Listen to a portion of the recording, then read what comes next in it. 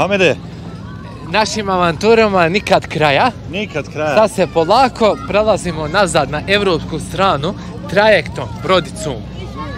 A došli smo? Došli smo Marmarajem, podzemnim tunelom. Nešto postane zanimljivo jedno i drugo, ali pogotovo u lijepom vremenu. Jel?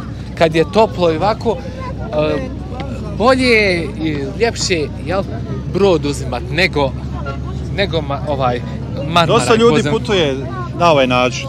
Naravno, možda imaju svakodnevni briga, problema, pa da se odmore, relaksiraju, a isto vrijeme da udahnu svjež, zdrav, čist prirodni morski vazduh. I naravno mi nastavljamo unutra i idemo na palubu. Dovoljno prostora ima, unutrašnjost predivno izgleda. Naravno, hajmo mi pravo. Mi ćemo dole, jel? Ne, na palubu ćemo izaći, ali odozdo, pošto je sad malo gužva. Hajmo. Hajmo samo pravo.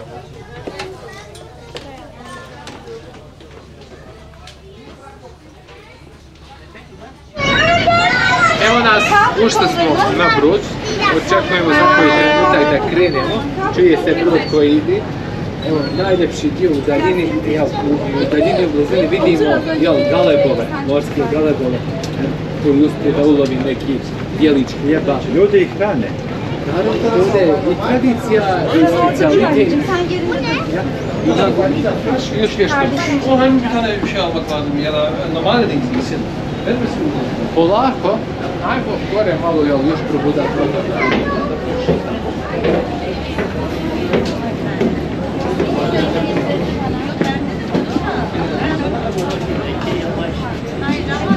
Što vidimo, ljudi dolaze, neki izlaze, neki ulaze, stalno je i prelijepo i posebno. Evo, u daljini nam se tamo most ukazuje.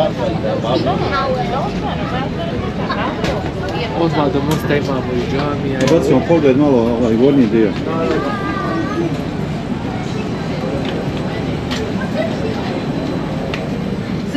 Sve ovo lijepo izgleda.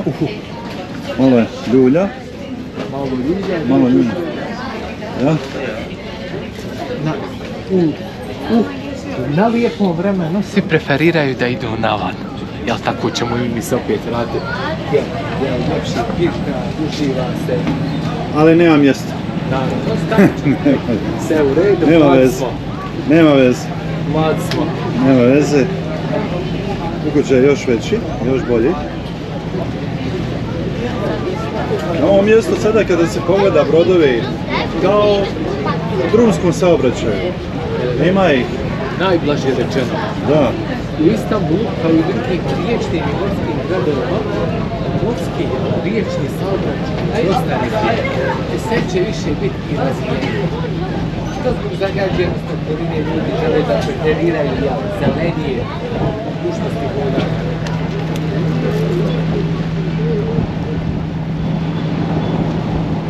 Sad smo direktno na Dubavu došli. Sami kraj broda. Osim laganog bitkanja jednog, možete da osjetimo svu ljepotu, slast, uspjeh i Bosfora kao i samog Istanbula. Ja mi se čini ali kaplica vode lete. Naravno, bliži se prvo večer, prvi akšam, što bi se rekao, prva noć, klima i oseka se izmjenjuju, a s time ide i ona, što ima jutarnja i večernja rosa, tako zvana. Brodovi pristane, je li ima neka informacija koliko često se to dešava? Od gradskog saobraćaja ili ovi tankera? Ovi brodova.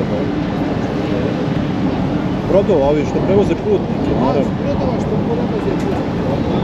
Prvi brod kreće u 6 ujutro i svaki 15 do 20 minuta u zavisnosti od intenziteta tako. Od intenziteta oni prevoze do 11 na večer.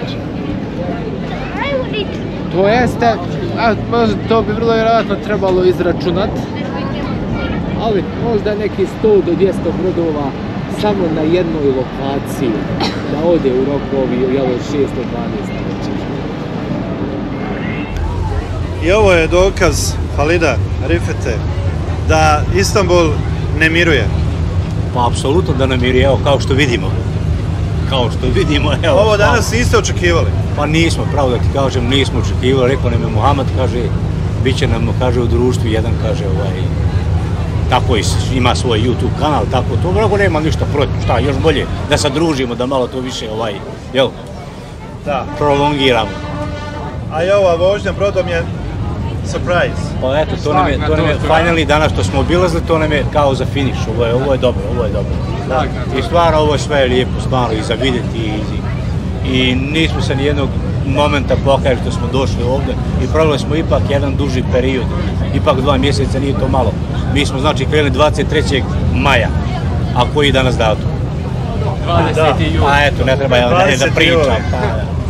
I tako da je bilo stvarno. Brod super. Se kreće već, ili se okreće. Okreće se, a u isto vrijeme se i kreće. Da. Laganim tempom nastavit ćemo mi naše putovanje dalje. Dragi Nedžade, možeš gledalcima pokazati u daljini, tamo nam se vidi Dolma Bahče Palata. Jedno prekrasno i posebno zdanje koje se mora obavezno otići, vidjeti, posjetiti.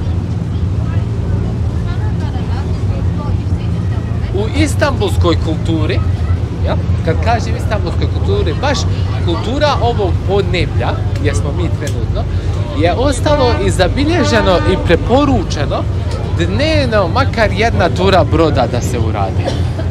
Da bi bilo, prelijepo. Da bi se doživio... Šta da bi se doživjelo?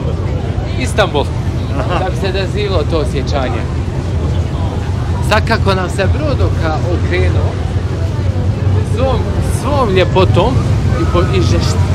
i ljepotom i žestinom, dok vjetar udara u nas, osjećamo more. Od ovih gradskog prijevoza, od ovih malih jahtica, brodica, što ljudi imaju priliku da iznajme, da hodaju, da osjete čar Istanbula, do ovih velikih brodova koji smo imali priliku da nam prođu i što će proći. Od znatiželjne dječurlije, koja je ovdje ispred nas, od dječurlije do odrasli ljudi, zamišljeni, umornih, turista, pa i mi smo jel da turisti, dragi Nedžade? Naravno da je tako. Evo što će on sad da proba da hrani galebove.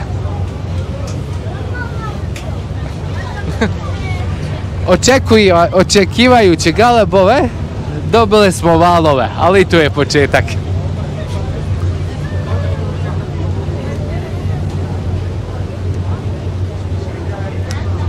S jedne strane Evropa ispred nas, što upravo gledamo, ostala je iza nas Azija. Nekako su galebovi se primirili.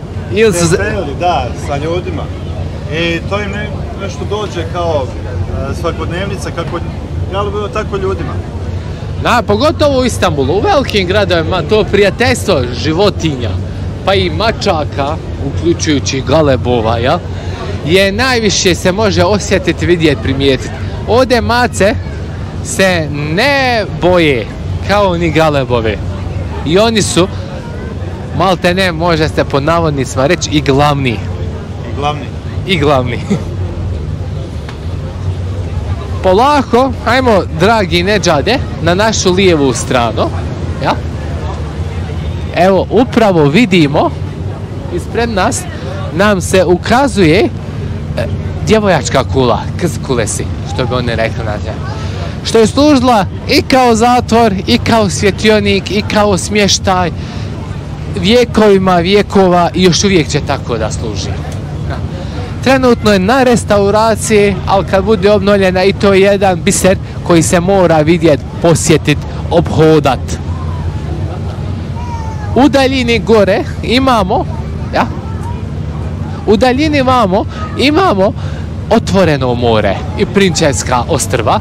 To je priča i avantura za neku drugu priliku, ali je zaista lijepo Prinčevska ostrva posjetiti, kao i naravno i krstarit brodom, a i osjetiti sve čare otvorenog mora. kako nam se sve više ukazuje evropska strana, gore na brdu, ja, što se vidi kran u daljini, ja, što nam se vidi kran u daljini, imamo Topkapi palatu, kako god ko hoće da nazove da rekne. U Topkapi palači su živjeli i obitavali sultani i njihove porodice malte ne neki 400 godina. Još i to je obavezni, dragulj, za vidjet, za posjetit, za uživat. Ovu ovdje kulturu, tradiciju, ovoliki broj ljudi na jednom mjestu se ne može opisat. Mora se, jel, doživit. It has to be experienced. Kako gore, tako i dole, svi gledaju, jel, daleko, neko razmišlja o svojoj sudbini, kako da nađe gdje, kako djevojku ili, jel, posao, život.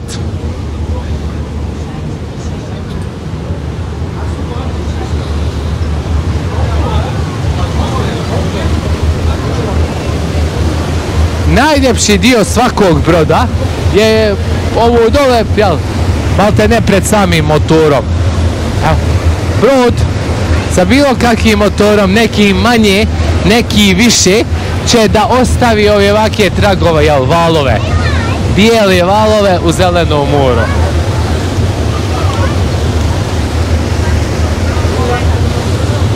U zelenom. I koji to čovjek se ne bi opustio kad pogleda ovako prelijepe valove, ja, u blizini i daljini, lagano vjetar, pirka, šta više za poželit.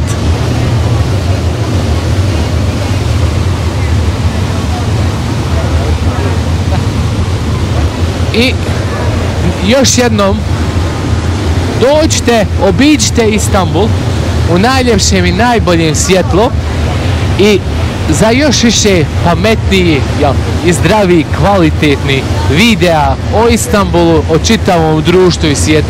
Ne zaboravite pogledat, zapratiti, jel, Nedžada i njegov kanal Živa istina.